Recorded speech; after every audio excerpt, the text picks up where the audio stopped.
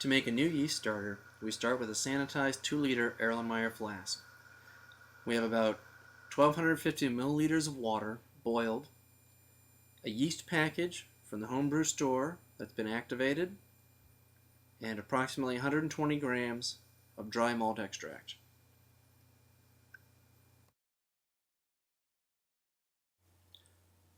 Once the dry malt extract and water are combined and boiled to make our wort, we put it in the Erlenmeyer flask and cool it with cold water down to a temperature that we can pitch the yeast into.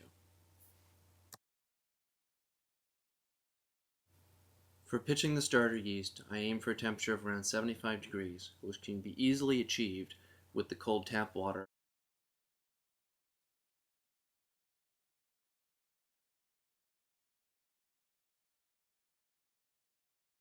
Now fully cooled, we can pour the yeast from our smack pack or vial purchased from the homebrew store into the wort that we've just made to get our starter going.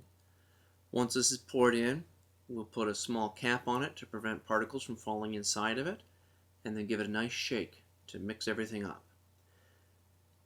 Notice, as I swirl it, you'll be able to see a little white piece floating around on the bottom. That is the magnetic stir bar inside here.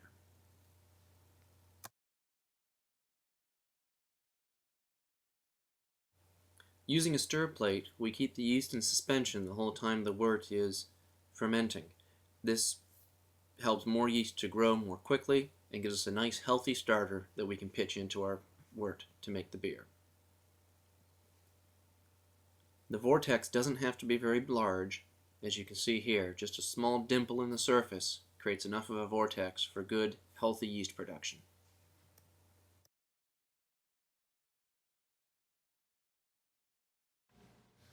Two days later, we have a nice yeast mixture here. We could use this and pour it directly into our brewing day. What we're going to do is chill this and then create a little bit more wort to do what's called a step-up starter. So we'll make a larger starter with more yeast to use on brewing day. After chilling, the yeast has settled out nicely and we are left with brown wort on the top. Now we will decant or pour off the brown wort from the top, leaving as much of the yeast in the bottom as we can, and then swirl the yeast up to bring it all back up into suspension.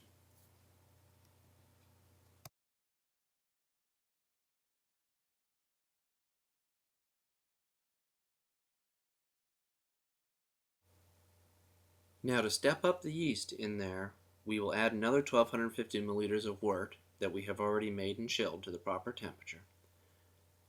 This will be poured into the Erlenmeyer flask on top of the thick yeast slurry that is in there now.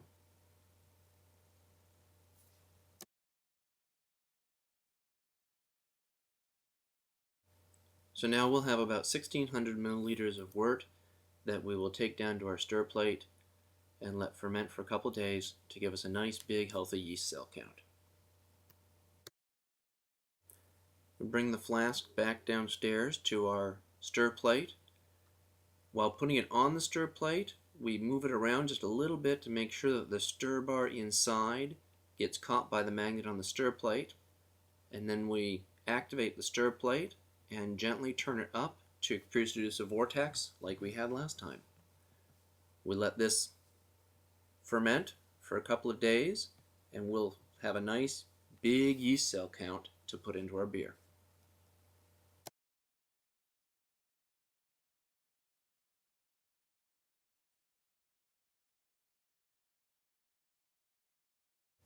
And here's the starter with a nice thick layer of krausen on top.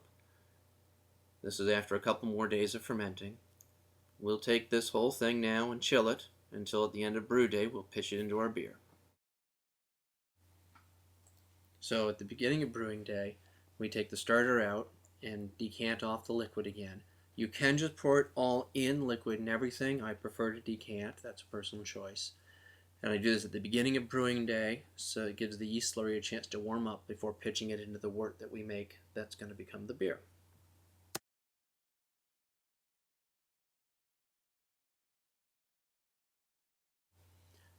So with brew day near complete, the wort is all in the fermenter. We mix up the yeast slurry from our starter and pour it into the container. We don't need to be too gentle here because we're just trying to aerate your wort a little bit anyway. And this will create a nice rigorous fermentation for us. And when it's done fermenting, we will then harvest this yeast and do the process all over again. And that'll be the next video. Thank you for watching my little yeast starter tutorial. I hope you enjoyed watching this. Please remember that if you enjoyed watching this half as much as I enjoyed making it, then I've enjoyed it twice as much as you. Happy brewing, everybody.